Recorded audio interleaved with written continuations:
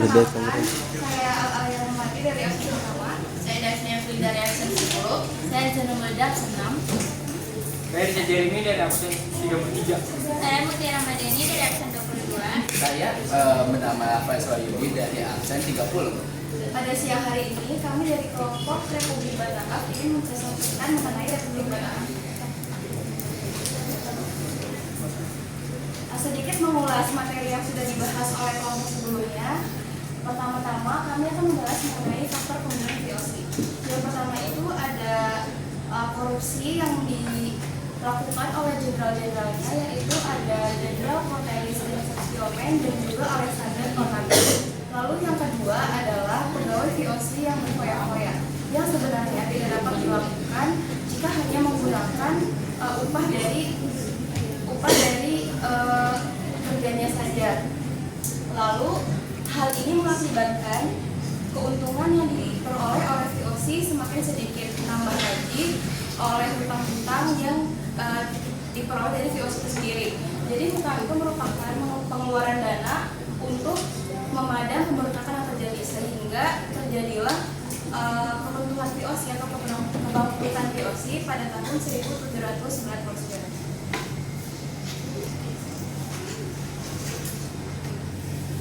Lalu selanjutnya ada jatuhnya Indonesia di tangan Belanda lagi.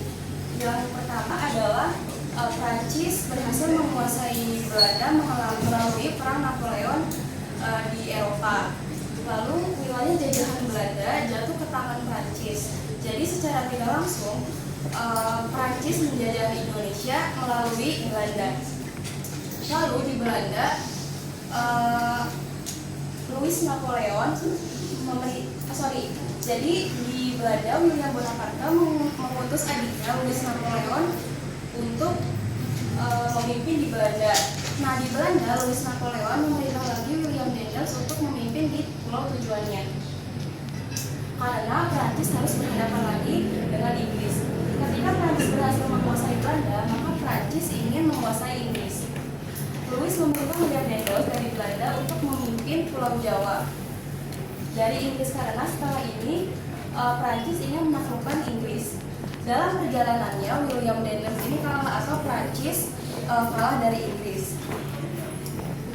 Jadi sebelumnya pada saat ini kan pada saat pemerintahan William Daniels. Jadi William Daniels ini merupakan dikenal dengan tokoh yang kediktatorannya dikenal kerap menerapkan kebijakan yang menyengsarakan rakyat. Lalu William Daniels juga pernah menjual tanah kepada pihak swasta dan uangnya digunakan untuk kepentingan pribadi atau untuk dirinya sendiri.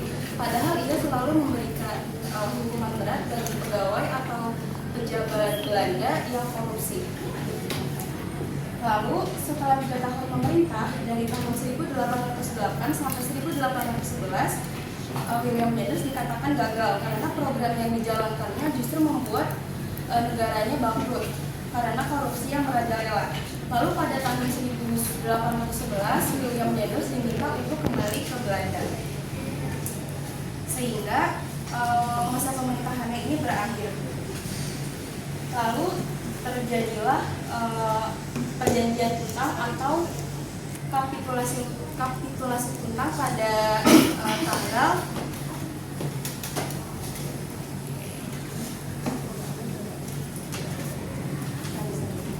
yaitu isi dari kapitulasi Tuntang sendiri merupakan seluruh Jawa dan di sekitarnya diserahkan kepada Inggris. Lalu semua tentara Belanda menjadi tawanan Inggris. Semua pegawai Belanda yang mau bekerja sama dengan Inggris dapat memegang jabatannya kembali. Lalu semua hutang pemerintah Belanda yang dulu bukan menjadi tanggung jawab Inggris.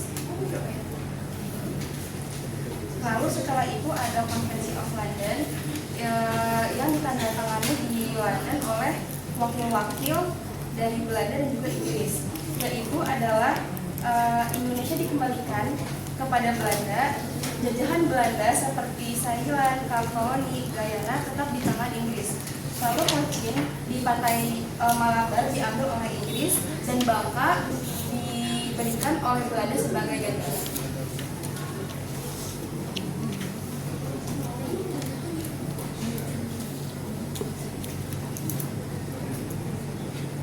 selanjutnya ada pemerintahan Batak.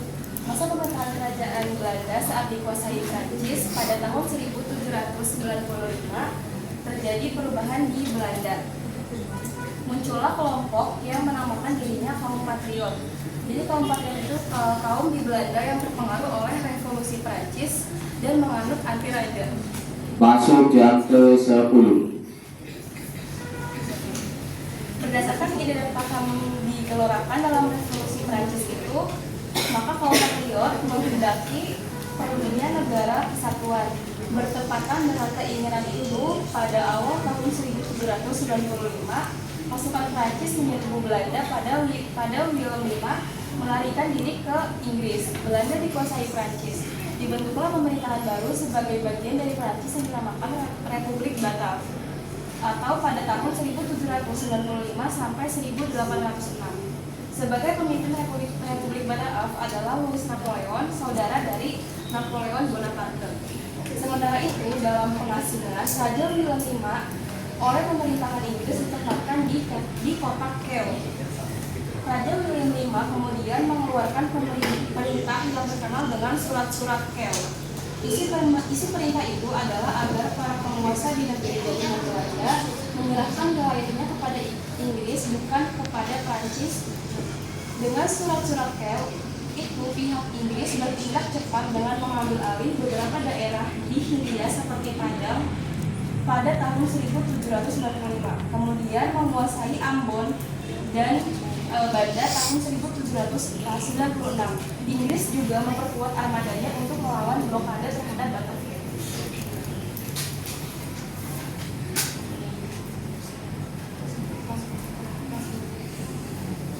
Kemudian tugas utama dari Tulus Indonesia itu untuk mempertahankan Pulau Jawa. Kenapa Pulau Jawa? Karena Pulau Jawa merupakan lokasi yang strategis, yaitu dia tuh letaknya berada di tengah-tengah pulau di Indonesia. Pulau Jawa kan berada di tengah-tengah ya.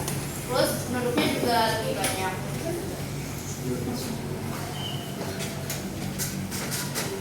Kebijakan pemerintahan Daedalus yang pertama itu ada pertahanan dan keamanan. Yang pertama itu membangun benteng-benteng pertahanan baru, membangun pangkalan angkatan laut di Anyar dan Ujung Kulon. Namun pembangunan pangkalan di Ujung Kulon itu gagal. Meningkatkan jumlah tentara, membangun jalan raya dari Anyar sampai Panarta. Jalan raya dari Anyar sampai Panarta itu jalan raya pertama yang berada di Indonesia pada tahun 1811. Kemudian membangun pabrik senjata di Gresik dan Semarang. Semua itu dilakukan Daedalus karena Daedalus mewaspadai adanya serangan yang datang dari Inggris. Yang kedua itu ada bidang pemerintahan, yaitu membatasi kekuasaan raja-raja di Nusantara. Bahkan Daedalus juga tidak mau menunduk kepada raja-raja di Nusantara, karena pada saat itu Daedalus menganggap jabatannya lebih tinggi daripada raja-raja di Nusantara. Padahal kan dia pendatang asing.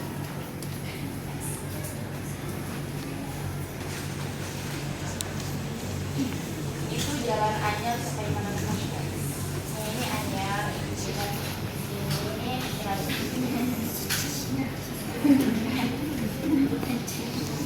Nah, kemudian selanjutnya itu ada di dalam peradilan. Yang pertama itu Daedalus membentuk menjadi 3 jenis. Yang pertama ada pengadilan untuk orang Eropa, pengadilan untuk orang timur asing, dan yang ketiga pengadilan untuk orang pribumi.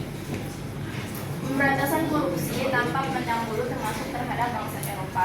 Tetapi Daedalus sendiri juga akhirnya malah melakukan korupsi, yaitu dengan menjual tanah kepada pihak swasta. Kemudian yang selanjutnya itu ada bidang ekonomi dan keuangan, membuat Dewan Pengawas Keuangan Negara atau Algemene Rekenskap dan dilakukan pemberantasan korupsi dengan keras. Kemudian mengeluarkan uang kertas karena sebelumnya kan memakai uang koin atau perak itu sudah habis karena krisis dan perang. Jadi Daedalus menggunakan uang kertas agar sistemnya jual belinya ekspor impor itu tetap berjalan. Keempat, ada pajak minatura, yaitu rakyat membayar pajak dengan hasil bumi sendiri.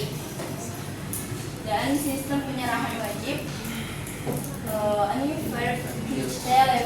yang diterapkan pada zaman Joseph tetap dilanjutkan bahkan ditingkatkan. Leveransi itu yaitu wajib menyerahkan rakyat wajib menyerahkan hasil bumi tertentu ke pemerintah dengan harga murah. Maka dari itu rakyat sangat dirugikan. Yang kelima, mengadakan monopoli perdagangan keras. Yang keenam, mengadakan periangan dari sel, yaitu kewajiban bagi rakyat periangan dan sekitarnya untuk ekspor seperti kopi.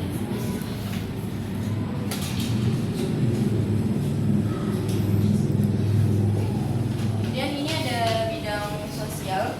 Rakyat dipaksa melakukan kerja paksa atau kerja rodi untuk membangun jalan anyar ke sampai Panambang. Ini menimbulkan korban jiwa yang sangat banyak. Yang kedua, perbudakan dibiarkan berkembang, terutama rakyat-rakyat pribumi yang kelasnya menengah ke bawah. Mereka dijadikan budak, terus dibiarkan berkembang begitu saja. Yang ketiga, menghapus upacara penghormatan kepada Sunan atau Sultan. Jadi saat masa pemerintahan Adolf, Raja, Sunan, dan Sultan atau Residen itu martabatnya sangat jatuh. Yang keempat, membuat jaringan pos distrik dengan menggunakan kuda pos. Kemudian setelah kebijakannya, Grendels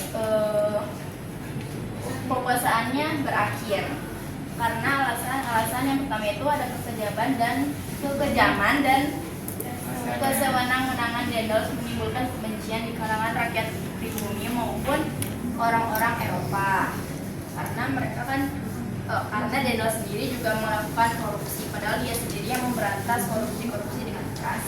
Yang kedua, sikapnya yang otoriter terhadap raja-raja Banten, Yogyakarta, dan Cirebon menimbulkan pertentangan dan perlawanan. Seperti yang disebutkan tadi, Grendels tidak mau menunduk terhadap raja-raja di Nusantara, karena Grendels ingin membuat pemimpin yang ada di Nusantara itu tunduk padanya agar dia lebih mudah untuk menguasai Nusantara. Yang ketiga, penyelewengan dalam penjualan tanah kepada pihak swasta dan manipulasi penjualan Istana Bogor. Yang keempat, keburukan dalam sistem administrasi pemerintahan.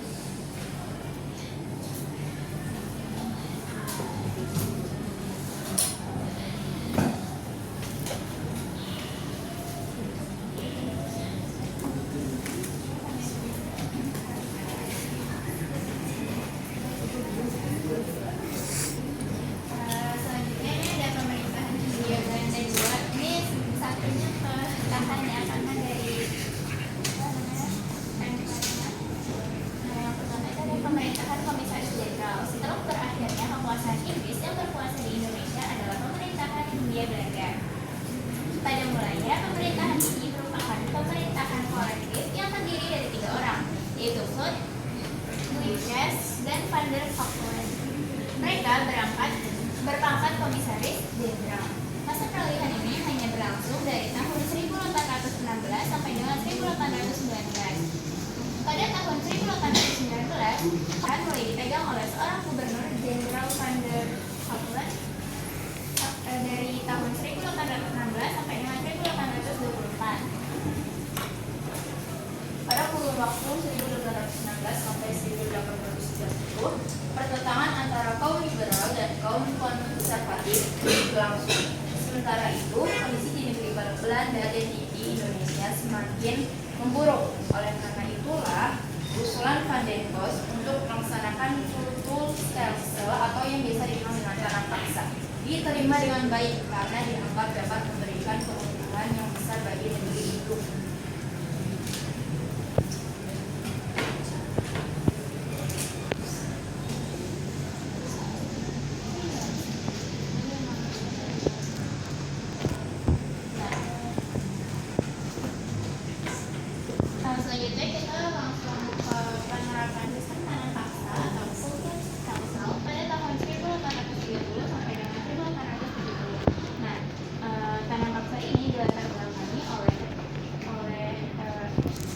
Belanda yang terlibat di peperangan pada masa kejadian Napoleon. Perang tersebut menghabiskan biaya yang besar. Nah, contohnya terjadinya perang kemerdekaan Belgia yang diakhiri dengan pemisahan Belgia dari Belanda pada tahun 1830. Nah, terus ada juga latar belakangnya itu kosongnya kas akibat terjadi perang Diponegoro pada tahun 1825 sampai dengan 1830 yang merupakan perlawanan rakyat jajahan termahal bagi Belanda karena perang Diponegoro menghabiskan biaya kurang lebih 20 juta gulden. Nah, perang Diponegoro ini juga terjadi karena adanya rakyat orang Belanda yang masuk ke dalam wilayah yang dianggap sakral oleh warga sekitar. Jadi warga sekitar Diponegoro itu marah kepada Belanda. Nah, karena kosongnya kas negara ini, Belanda jadi berhutang. Hutang yang ditanggung Belanda cukup berat. Terus pemasukan uang dari penanaman kopi tidak banyak. Ada juga latar belakangnya kegagalan usaha mempraktekkan gagasan liberal pada tahun 1816 sampai dengan 1830 dalam mengeksploitasi tanah besar untuk memberikan keuntungan besar terhadap negeri induk.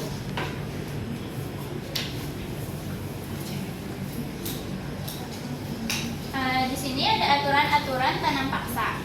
Ketentuan pokok sistem tanam paksa terdapat dalam lembaran negara pada tahun 1836 nomor 22.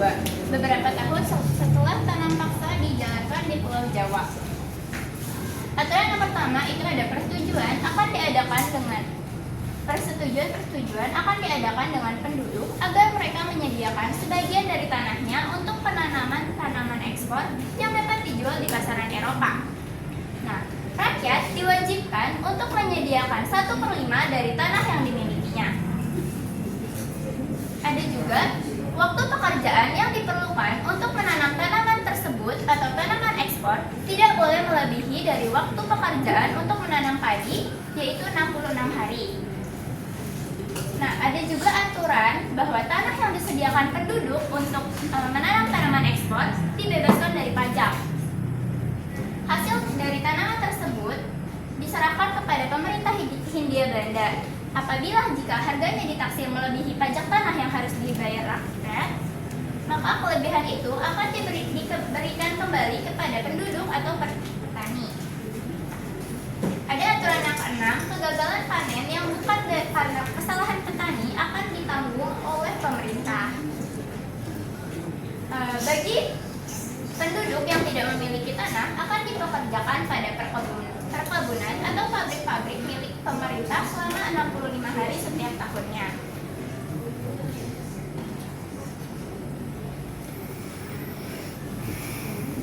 Tadi kan ada aturan. Emang aturannya udah berjalan dengan baik? Nah, ini kita lihat di sini ya. Penyimpangan sistem tanam paksa.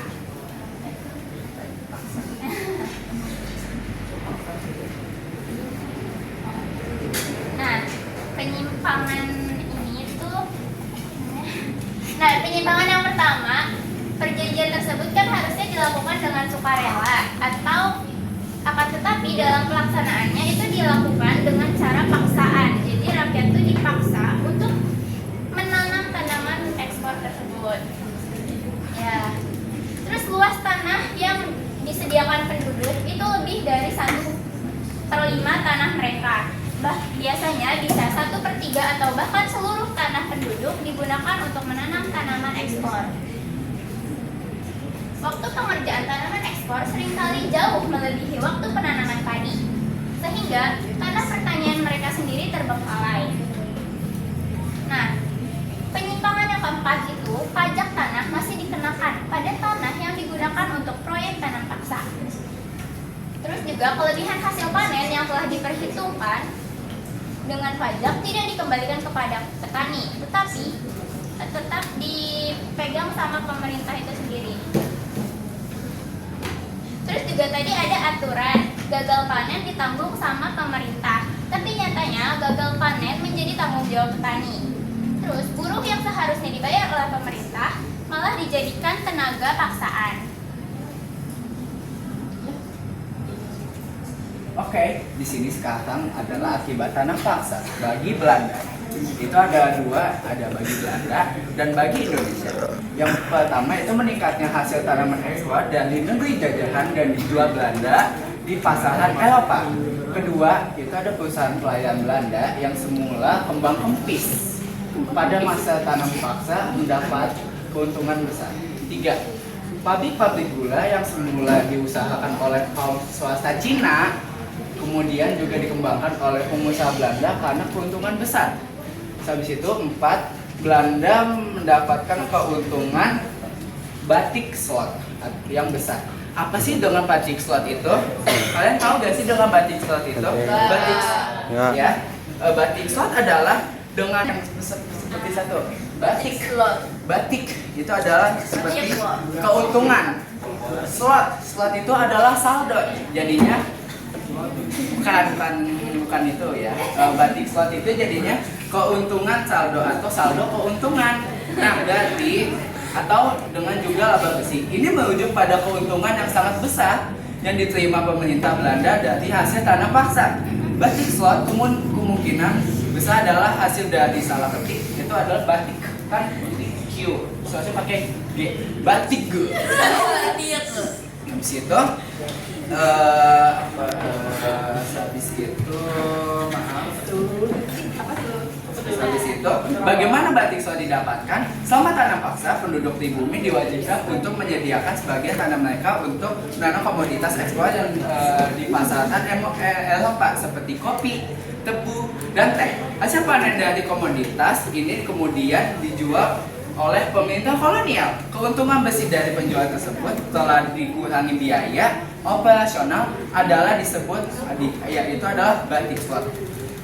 Keuntungan ini sangat besar dan berperan penting dalam membiayai pembangunan di Belanda. Dana dari batik slot ini digunakan untuk berbagai proyek seperti membangun jalur kereta api dan infrastruktur transportasi lainnya di Belanda.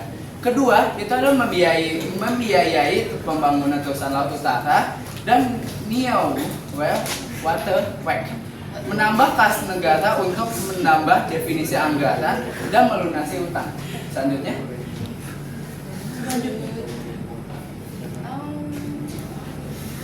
itu adalah akibat tanam paksa dari bagi Indonesia. Itu ada dampak negatif dulu ya.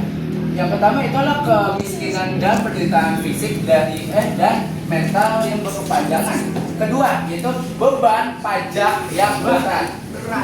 Ya, berat banget malah. 3, pertanian utamanya padi banyak mengalami kegagalan panen, kelaparan dan kematian terjadi di mana-mana. 5, jumlah penduduk Indonesia menurun Karena banyaknya korban. iya, kelaparan dan kematian. Selanjutnya dampak positif.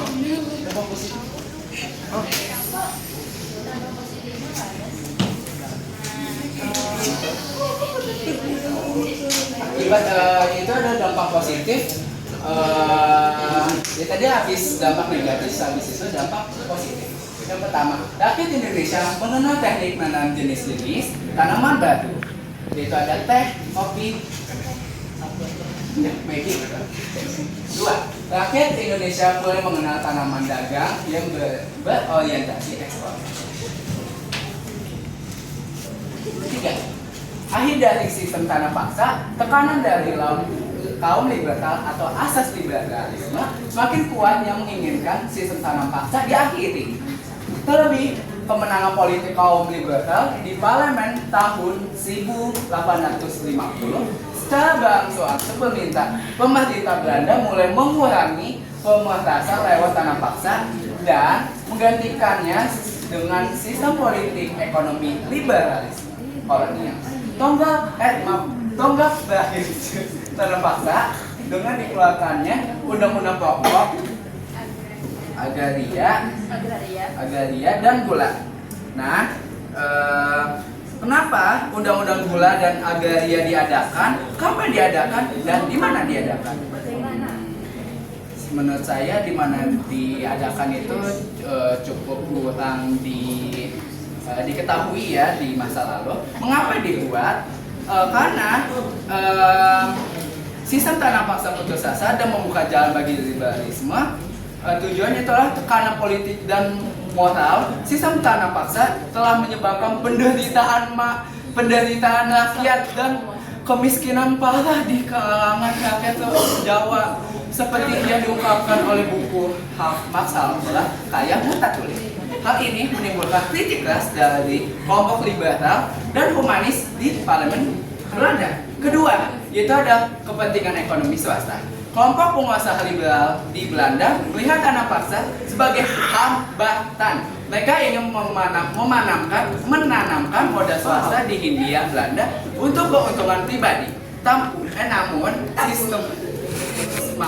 sistem monopoli pemerintahan kolonial menghalangi mereka. Mereka berpendapat sistem ekonomi liberal yang lebih bebas dan menguntungkan.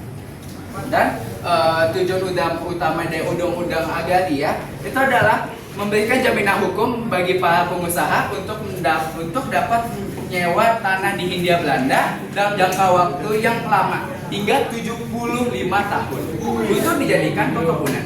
Itu ada melindungi hak di bumi, penyataan tanah negara atau disebutnya domain vacant. Itu ada yang kedua, undang-undang gula, Sui Kewet.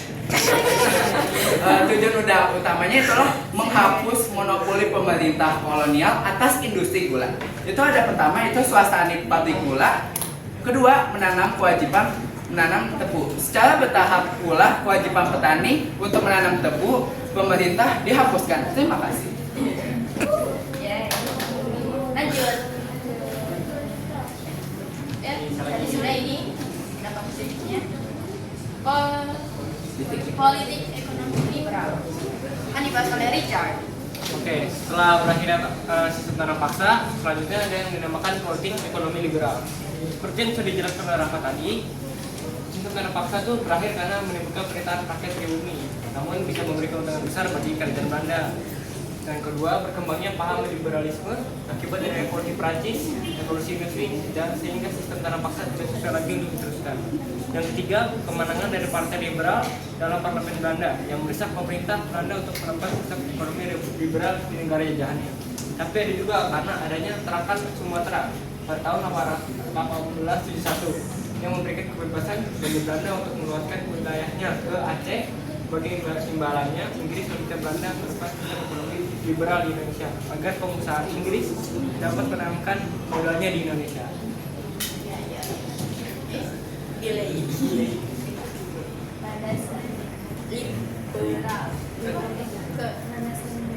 Liberal ini. Ya. Landasan dan tipe landasan dan tipe ekonomi liberal ada 3. Yang pertama, agrarische wet atau undang-undang agraria. Itu yang artinya menjamin hak kepemilikan tanah bagi rakyat pribumi secara teori, tapi juga membuka peluang bagi pengusaha Eropa untuk menyewa tanah dalam jangka panjang. Yang kedua, Suikerwet, Seperti yang dikatakan oleh Rafa tadi. atau undang-undang gula yang berkatakan mengatur produksi gula dan terbuka bagi perusahaan swasta. Yang ketiga, prinsip liberal, campur tangan pemerintah dikurangi, ekonomi lebih banyak diserahkan kepada pihak swasta seperti modal asing, Belanda, dan Eropa terlibat untuk mengeksploitasi sumber daya di Indonesia.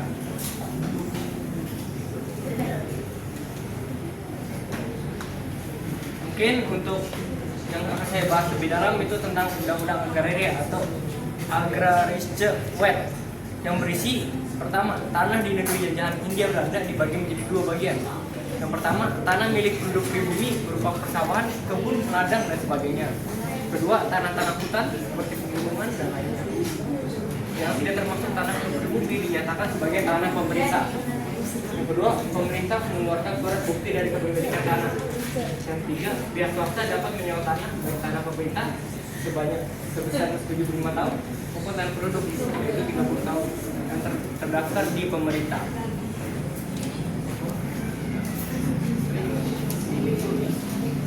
Selanjutnya ada politik etis atau politik balas budi. Politik etis adalah kebijakan kolonial Belanda yang diterapkan di Hindia Belanda pada awal abad ke-20. Politik etis bertujuan untuk memperbaiki kesejahteraan rakyat pribumi yang sebelumnya menderita akibat kebijakan ekonomi kolonial, terutama pada politik praktis. Pelaksanaan sistem tanam paksa yang mendatangkan keuntungan yang berlimpah bagi Belanda, namun mendatangkan penderitaan bagi rakyat pribumi. Yang kedua, ternyata eksploitasi tanah di Indonesia dengan menggunakan sistem ekonomi liberal tidak merubah nasib buruk pada rakyat pribumi. Sementara itu, Belanda mempunyai upaya untuk memperkokoh pertahanannya di negeri jajahan dengan cara memberi tekanan dan penindasan terhadap rakyat pribumi. Ternyata, hal tersebut mendapatkan kritik dari kaumnya sendiri, yaitu kaum intelektual seperti Van Col, Van der Vetter, Dewal, Baron, dan yang lainnya. Para tokoh tersebut memperjuangkan agar pemerintah Belanda meningkatkan kesejahteraan moral dan materi pada kaum pribumi.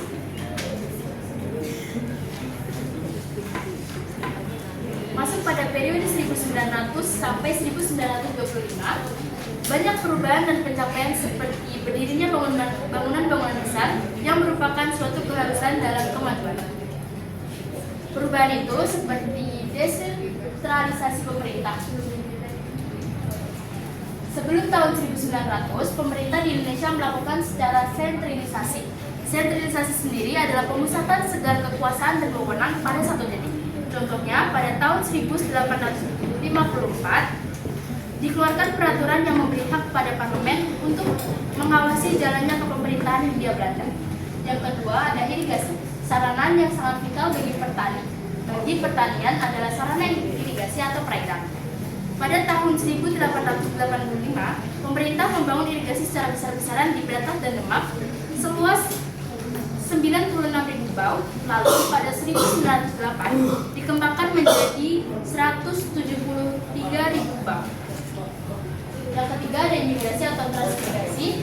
Pada abad ke-19 terjadi migrasi penduduk dari Jawa Tengah ke Jawa Timur berhubungan dengan pemperluasan tanaman tebu. Yang keempat ada edukasi. Pemerintah kolonial Belanda membentuk dua macam sekolah untuk pribumi. Yang pertama itu ada sekolah tingkat pertama untuk anak pegawai negeri dan orang berkependudukan. Yang kedua itu ada sekolah tingkat 2 untuk anak pribumi pada umumnya.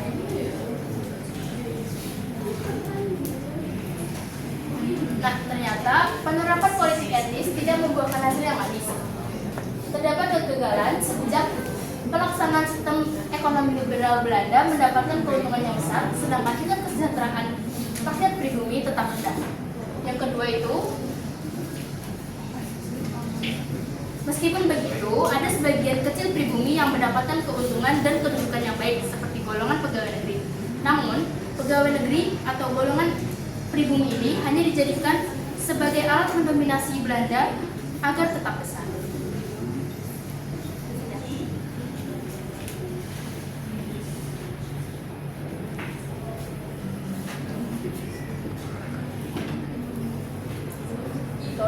Sedikit menambahkan, berikut merupakan tokoh yang menjabat di Hindia Belanda. Yang pertama itu kan ada William Daendels pada periode 1808 sampai 1811. Lalu dilanjutkan oleh William Jensen pada tanggal 20 Februari sampai 18 September tahun 1811. Namun William Jensen menyerah kepada Inggris hanya selang beberapa bulan memerintah di Hindia Belanda. Inggris menyerang Jawa melalui jalur laut dan juga jalur darat, sehingga mengakibatkan William Jensen dan juga pasukannya menyerah di Tuntang, Jawa Tengah. Lalu seminggu sebelum kapitulasi Tuntang, Lord Minto yang berkedudukan di India mengangkat Thomas Stamford Raffles yang menjabat pada tahun atau periode 1811 sampai 1816 sebagai wakilnya dengan pangkat Letnan Gubernur di Jawa. Lalu Raffles berkuasa sepenuhnya di Nusantara. Ia segera mengambil langkah penting dalam rangka menciptakan suatu hukum yang bebas dari unsur paksaan, seperti yang sebelumnya telah diterapkan oleh William Daendels. Beberapa bidang yang diterapkan adalah politik, ekonomi, hukum, dan ilmu pengetahuan. Kebijakan Raffles yang bertahan lama adalah membagi Pulau Jawa menjadi 16 karesidenan dan dibagi lagi menjadi beberapa distrik. Lalu berakhirnya kekuasaan Raffles di Indonesia seiring dengan perubahan peta politik di Eropa. Lalu pada tahun 1814, Inggris dan Belanda mengadakan pertemuan di London yang dinamakan oleh Convention of London. Penyerahan proses kekuasaan Inggris diwakili oleh John Vendel sebagai pengganti Raffles. Raffles dicopot dari jabatannya sebelum serah terima Indonesia dan Inggris kepada Belanda. Ia diduga telah melakukan korupsi dan membuat keuangan kolonis selama pemerintahannya menjadi buruk. Sebelum dicopot, Raffles sempat berlayar ke Inggris untuk membersihkan namanya.